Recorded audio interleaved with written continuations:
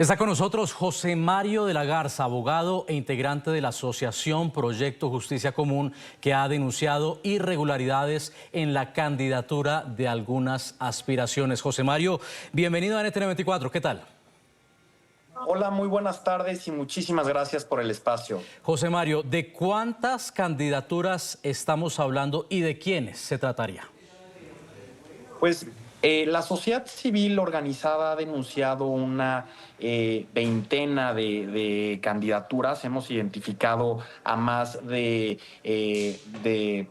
30 o 40 candidatos y candidatas que tienen niveles riesgosos por estar vinculados con el crimen organizado, por no tener experiencia en el Poder Judicial. Esto acredita que el método de selección que se instauró a partir de la reforma judicial, pues evidentemente no es el adecuado para garantizar la independencia y la autonomía de este poder fundamental en cualquier democracia. Estamos hablando de candidaturas riesgosas, de candidaturas manchadas. ¿Cómo es que Claro. logran llegar a la papeleta? Pues déjame explicarte un poco cuáles son los requisitos que ahora están en nuestra Constitución, en la Constitución mexicana. Anteriormente, lo que se requería para poder ingresar al Poder Judicial teníamos instaurado un sistema meritocrático en donde las personas tenían que pasar varios escalafones para poder llegar a ser jueces o magistrados o incluso ministros. Y ahora lo que tenemos es un sistema en donde se requieren 5 cartas de vecinos y una calificación de 8 en cualquier universidad, sin ningún tipo de rigor académico. Entonces, ese es el método que ha permitido que estas personas lleguen a la boleta a pesar de las denuncias constantes que se han hecho y que se han acreditado de personas no preparadas, personas vinculadas con el crimen organizado. Ahora, la abogada del Chapo Guzmán, que quizás es una de las candidaturas más sonadas en esta materia, ha dicho que ella no tiene la culpa de haber defendido anteriormente al Chapo Guzmán. ¿Cómo se le podría responder? Pues evidentemente toda persona tiene derecho a una defensa y en nuestro país sigue rigiendo la presunción de inocencia. Sin embargo, también existe el aspecto ético en la abogacía respecto a qué personas se elige defender. Evidentemente, defender un capo del narcotráfico que ha estado involucrado en asesinatos, que ha estado involucrado en tráfico de drogas, tráfico de armas a lo largo de todo el mundo, evidentemente es una falta ética de un abogado o de una abogada. Esa falta ética no debería de permitir que esa persona, que esta abogada, llegara a un cargo de decisorio en materia judicial, ¿no? Precisamente el diario estadounidense The New York Times, que a propósito no ha ahorrado elogios en su momento para alabar la manera en la que la presidenta Claudia Sheinbaum lidió con la crisis arancelaria frente al gobierno estadounidense, pues ese mismo diario reseñó que exconvictos, abogados de carteles de la droga y acusados por violencia sexual están entre los miles de candidatos a jueces y magistrados.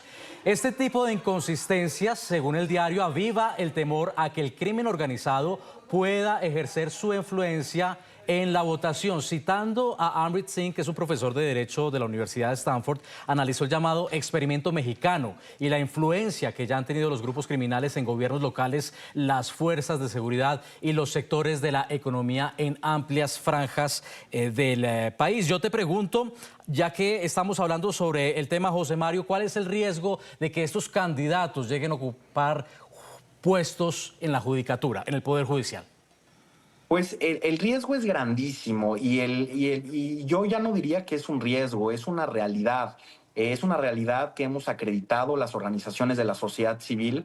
Estas personas se han infiltrado y han pasado las etapas de evaluación de idoneidad que estuvieron mal diseñadas desde el diseño constitucional. Y recordemos que en México atravesamos una ola de violencia tremenda, una ola en donde el narcotráfico se ha constituido como un poder fáctico al lado del Estado, en donde incluso el crimen organizado ya tenía una injerencia grandísima en procesos judiciales, en procesos ministeriales. Ahora, con esta debilitación, con este modelo, más bien dicho, que debilita justamente esas garantías de independencia y autonomía del Poder Judicial, vamos a ver posiblemente a personas juzgadoras en todos los niveles, desde jueces de distrito hasta magistrados de circuito, que tengan lazos con el crimen organizado y que tiendan a resolver los asuntos complejos que tienen que ver con crimen organizado, pues para favorecer justamente la expansión de estas redes delictivas que tanto daño le hacen a la ciudadanía y que tanto daño le hacen a la democracia. No es un riesgo, es una realidad que estamos viviendo en México. Las autoridades no han sabido cómo actuar a pesar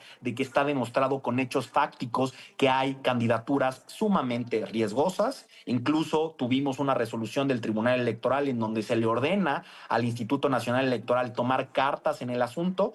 El Instituto Nacional Electoral dijo, bueno, ya imprimimos las boletas electorales, esas personas van a aparecer en las boletas electorales y si resultan electas, pues ya veremos qué hacemos con ese tipo de candidaturas. A mí lo que me preocupa es que estemos viviendo esta realidad, que hayamos encontrado personas que estén vinculadas con el crimen organizado adentro de una elección que tiende a democratizar supuestamente al Poder Judicial. Como bien lo dijeron en la introducción, es una elección inédita, es un modelo que no se sigue por ninguna democracia ni ningún país del mundo, es el experimento mexicano y yo creo que va a ser un experimento que va a fracasar y que va a afectar a muchísimas personas, lamentablemente.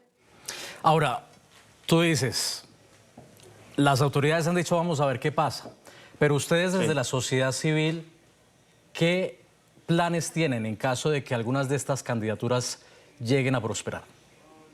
Pues nosotros, desde las organizaciones de la sociedad civil, desde Defensores y Proyecto Justicia Común, hemos venido haciendo esta labor de denuncia constante desde que identificamos estas candidaturas riesgosas. Hemos venido también denunciando el reparto masivo de acordeones en donde el partido oficialista en el poder Morena le reparte a través de los servidores de la nación, que son funcionarios públicos adscritos a la Secretaría de Bienestar, estas papeletas con los candidatos ya predispuestos para que vayan a votar y que anula cualquier capacidad decisoria y racional del ciudadano.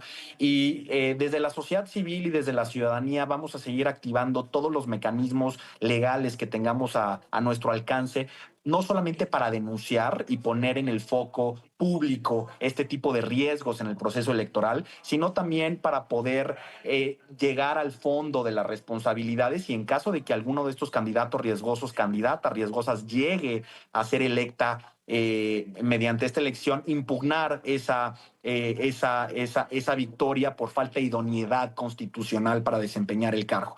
Lo que hay que mencionar, y creo que es bien importante para la audiencia, es que el Tribunal Electoral también está cooptado por 3 magistrados. Son 5 magistrados que integran la Sala Superior. 3 de los magistrados que integran esa Sala Superior son afines al partido oficialista en el poder y entonces hemos atravesado un periodo en donde no tenemos justicia electoral en nuestro país. La alerta que nos plantea a esta hora José Mario de la Garza, abogado e integrante de la Asociación Proyecto Justicia Común, que justamente ha puesto en la palestra estas candidaturas cuestionadas, candidaturas al parecer vinculadas al crimen organizado en medio de este inédito proceso de elección judicial en México. José Mario, gracias por haber estado con nosotros. Gracias a ustedes. Hasta luego. Hasta luego.